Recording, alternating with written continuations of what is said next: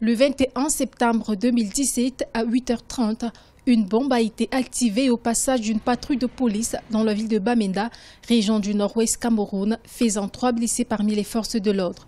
Quelques semaines plus tôt, 2 autres bombes ont été déclenchées dans cette même ville. Des actes revendiqués par une fraction armée des mouvements sécessionnistes des régions anglophones dénommées ambazoniennes. Face à la situation de plus en plus tendue, le gouvernement entend prendre des mesures d'urgence.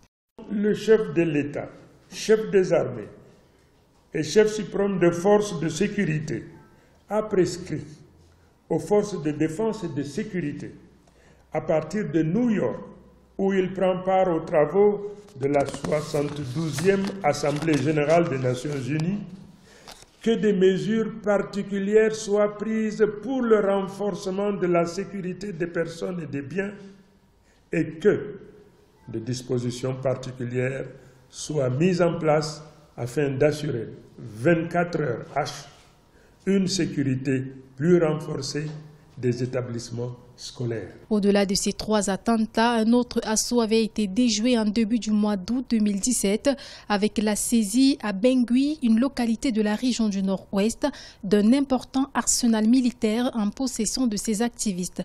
Cette stigmatisation des forces de l'ordre coïncide, selon les autorités, avec un rapport virulent de la Commission de la protection des journalistes qui accable le Cameroun.